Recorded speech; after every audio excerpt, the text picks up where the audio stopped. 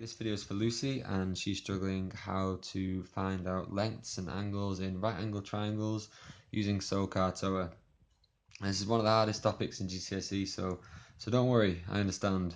Um, so firstly, let's look at Sohcahtoa. It's very daunting. They just start to tell you about something you never really understand and never really give it any context at all. So let me just put your mind at ease. It's actually really easy. It's just some basic things, basic formulas like distance, time, and speed. Those things are really easy. It's just because it's new and scary. So these triangles are just an easy way of remembering some some some equations. And these triangles basically represent. I mean, this first one represents sine of an angle. Let's just put something in now. That's just the angle that we don't know equals opposite over hypotenuse. What does that really mean? This is talking about a triangle. So in a triangle such as this one below, if you want to work out this angle, then you need to know the opposite and the hypotenuse length. Now the hypotenuse is always the longest length, so we'll label this with h.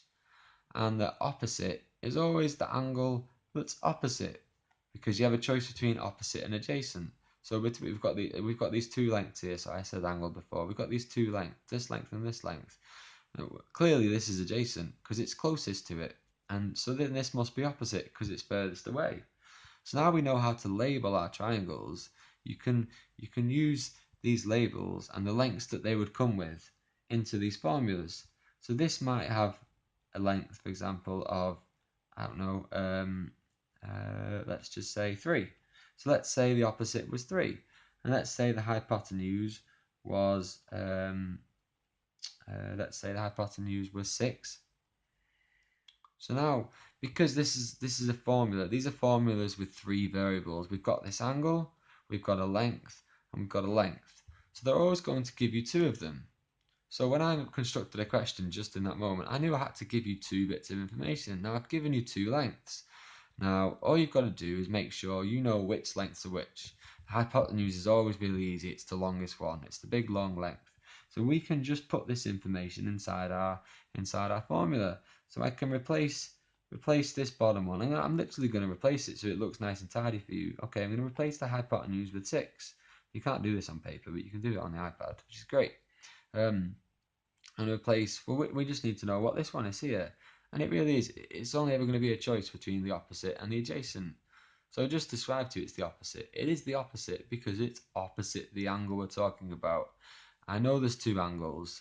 So it's always the angle you're talking about. It's the angle we want to work out. And they normally tell you which angle you're talking about. So it really isn't that scary. Now, the opposite in this case is 3. So that means we replace the opposite with 3. Okay, so now we've got one variable left in this equation, and we've got some numbers on the right hand side. So this is really saying what angle, when you apply the sine function to it, gives you a half, because 3 divided by 6 is a half. Well, you could think about it. You won't be able to work it out, but a calculator can for you. Now, it actually means you have to do the sine to the minus 1 of this half. Now, I won't go into that right now because we're talking about how to use these triangles. So this is just 3 different equations that it's just the blueprint for you to use. So this one is actually, like I just said, sine of the angle equals opposite over hypotenuse, and this one here is cos of the angle equals the adjacent over hypotenuse. Now it's a over h because a is higher than h.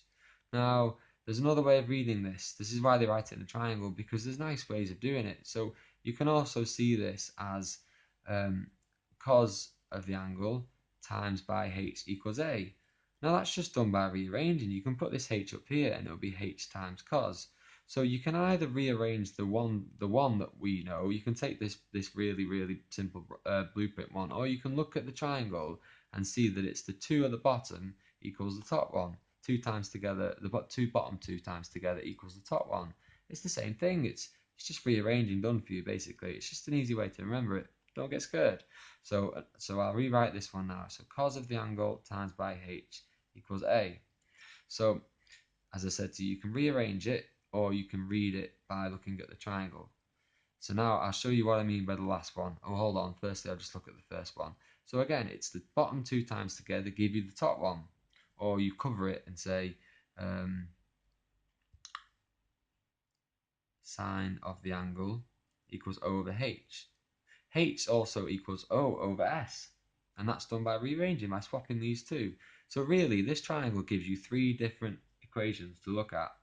So I guess I can write them all out for you. So sine of the angle equals opposite over H, or you say H equals opposite over sine of the angle, or the last one is the bottom two times together equals O. But really, they're all the same. Let's just look at these for a moment. If I put this S on the bottom, then you've got this bottom one here. If I put the H on the bottom, then you've got the second one here. And if you look at the third one, if I move the S up, well, then that gives you the top one. They're all the same. They're just rearranging of each other. So let's choose what I just told you to work out the third triangle and the equations that come with it. So, okay, so it's the bottom two times together gives you the top one. So that is tan of the angle times by, I need a bit more space, but you can see what I mean, equals opposite. Well, that's just the first one. Okay. What's the second one? Well, I'm reading it from the triangle. I'm not rearranging it, but yeah. Let me write that first. Let me write that first one out for you again. Tan of the angle times by A equals the opposite. That's the first one. If I read it again, so I say, well, I'm going to use the divide instead. Because really, you just take one, and that's one side of it. And then the other side of the equation is the two that's left over and how they read together. So if I'm going to take t as the one on its own, well, that's tan. The t stands for tan of the angle. And that equals O over A, because that's the two that's left over. And I think this is really where you're having your confusion. It's not your maths. It's not the maths that you showed me, because you got your maths completely right. All it really is can I read these triangles correctly? And lastly, as I said to you, this gives you three equations. The third equation that it gives you, well, I'm going to take this A on its own. So that means that A equals, and then it equals how the other two interact with each other. So it's almost like you get rid of it for a moment, and that leaves O over T. So that means that A equals opposite divided by tan of the angle. So great. We can now read the triangles that they give you. They're just ways of writing a lot of information in a small amount of space. Because I said to you there, it's three equations from one triangle. They're actually really handy. Right, great. Now that we can read the triangles and we know how to label our triangle, our right angle triangle, we just need to know how to use them. Okay, so here's an example question for you. They want to know what x is. So, okay, well, I need to know which of those triangles is I'm going to use. So firstly, I've got to label these things accurately. Well, here's the angle that we're talking about. So it's going to be in relation to these things. Now I want h because they've asked for it, because x equals h in this case. It's the long length. Great, so I just need to know what this 10 centimeter is. Well, in relation to the angle, it's opposite it. It's not right next to it because it'd be here if it was. It's opposite it. So this 10 centimeters is the O. Right, well I've got an angle, and I've got O, and I've got H. Now it's the letters which tell you which triangle you're using. I'm talking about the triangles at the top. The angle gives you the angle relates to either tan or cos or sine. So it's not really used very much talking about that right now. So all we need to say is which of these sides am I talking about? Well, I'm talking about opposite. I'm talking about hypotenuse. So that must mean that looking back at this, I need to know which of those triangles have those in. Now it's got to be this one because that's the only one with O and H. They've got a bit messy right now, but I know you know them, and O and H is in the first one. So we go over here, so we just write out the triangle we need to use. That's the first step. Don't jump all into it. Just write which of those triangles am I using. So it's SOH. Okay, now I'm going to read the triangle. What does that mean? Well, it means that sine of the angle, and you can read whichever of the equations you want. it doesn't really matter. It's just a bit of rearranging anyway. But sine of the angle, that's the angle is 30, equals, well, it equals what's left. You remove it from the equation for a moment, and don't forget there's a divide sign here implicitly. Well, that means that sine of 30 equals opposite divided by h. I just put those numbers in, and the opposite is 10 centimeters, so I'll just fill it in, and h is what we're trying to find out. So, okay, well, maybe I should have picked a better one, but it doesn't even matter that I picked the not the optimal equation. I just rearrange these two because you can just swap these so easily. So we make this h equals 10 divided by sine of 30. Now you can put this in the calculator to find out the answer. Um, I know that sine of 30 equals a half. It's just one of the special numbers which gives you a nice number. So h, our hypotenuse, which we're trying to work out, which is ultimately x. X equals hypotenuse, which equals 10 divided by sine 30, which equals 10 divided by half. As I say to you, I just know that. Well, our answer is 20. So the length of x equals 20. So your real barrier is knowing which triangle to use and how best to read it correctly and applying it. It's not actually the maths. So I think what you've got to spend a moment doing is really looking at those triangles and what they mean. Now, if you struggle any further, I can happily give you a free lesson on it um, and teach you exactly what to do in a lot of cases. And then if you like that, great, that's fantastic. I've helped you, and yeah, we'll go from there maybe. I'll give you one last example here. So we're looking to find x. Well, we're going to label our sides first. The angle's the angle, but the angle tells you which one we're talking about. So this one over here is opposite because it's opposite. So the x is actually where we're talking about A, and the 12 where we're talking about H. So we've got A and H. Now, which of those red triangles from the start does that relate to? I'll go back 2 pages. Well, A and H, but it's only in this one that A and H is included. So I'm going to go write that out onto the page I need it. It's car is the triangle. Great. So well, I'll just read it I'll read the different equation to you. So I'm gonna say A is the one, and this equals, well, it equals what's left. I mean, there's a times sign here and there's a divide sign there. So we cover this A over, and then this equals C times H. Well, A is what we're trying to work out, so that's excellent. This is X.